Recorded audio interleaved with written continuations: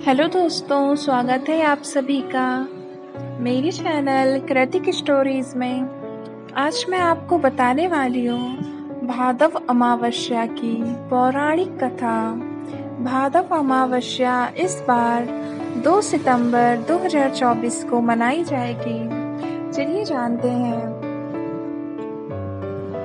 इस दिन आटा गूंथकर माँ दुर्गा सहित 64 देवियों की आटे से मूर्ति बनाकर महिलाएं व्रत रखकर उनका पूजन करती हैं। इस दिन आटे से बनी देवियों की पूजा होने के कारण यह दिन पिठौरी अमावस्या के नाम से जनमानस में प्रचलित है।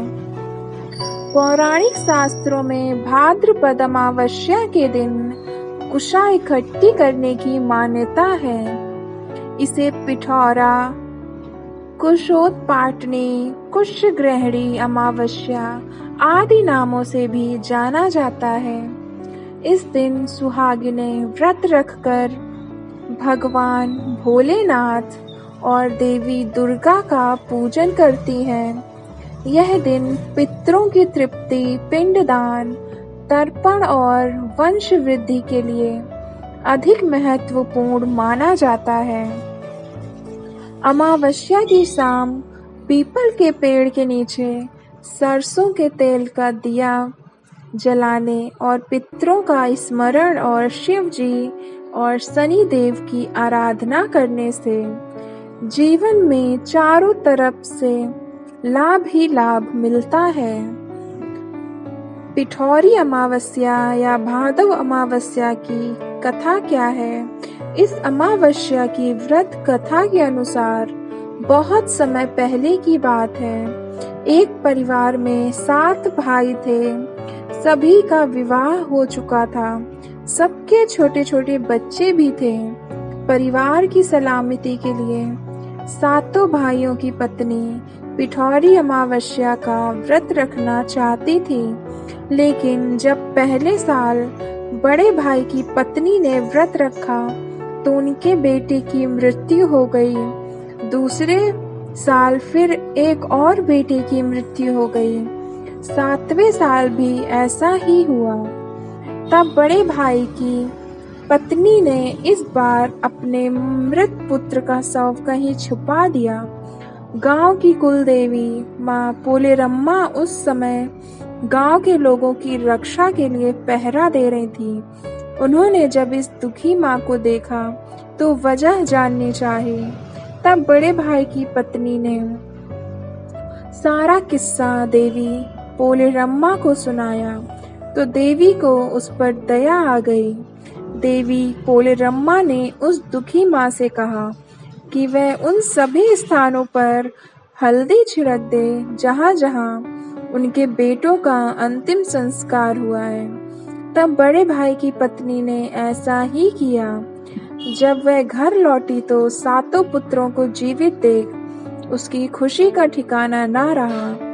तभी से उस गांव की हर माता अपने संतान की लंबी उम्र की कामना से पिठौरी अमावस्या का व्रत रखने लगी।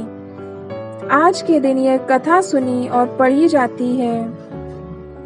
उत्तर भारत में यह पर्व पिठौरी अमावस्या के नाम से माता दुर्गा की आराधना करके मनाया जाता है।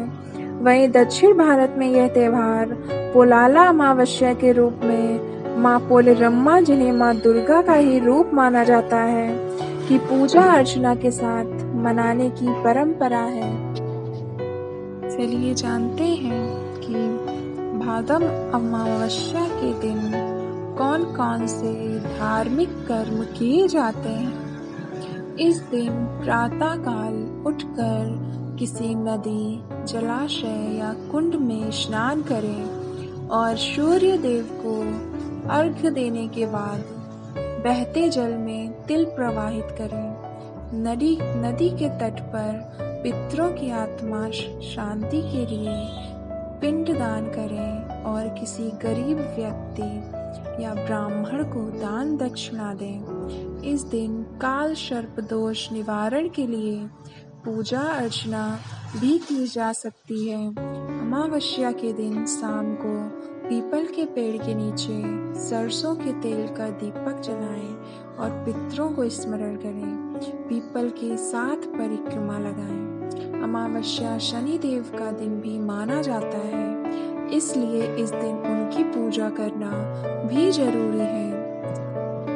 हर माह में आने वाली अमावस्या तिथि का अपना विशेष महत्व होता है। भाद्रपद अमावस्या के दिन धार्मिक कार्यों के लिए कुशा एकत्रित की जाती है, इसलिए इसे कुशाग्रहणी अमावस्या भी कहा जाता है। वही पौराणिक ग्रंथों में इसे कुशोत्पाटनी अमावस्या भी कहा गया है। यदि भाद्रपद अमावस्या सोमवार के दिन हो तो इस कुशा का उपयोग 12 सालों तक किया जा सकता है। भाद्रपद अमावस्या को पिथौरा अमावस्या भी कहा जाता है, इसलिए इस दिन देवी दुर्गा की पूजा की जाती है। इस संदर्भ में पौराणिक मान्यताओं के अनुसार इस दिन माता पार्वती ने इंद्राणी को इस व्रत का महत्व बताया था।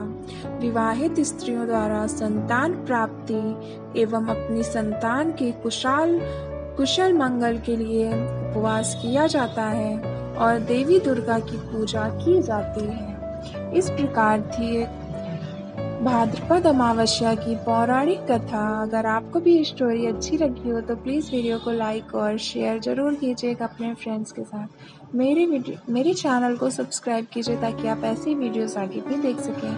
आपसे फिर मिलते हैं नेक्स्ट वीडियो में, तब तक के लिए धन्यवाद। जय हिंद।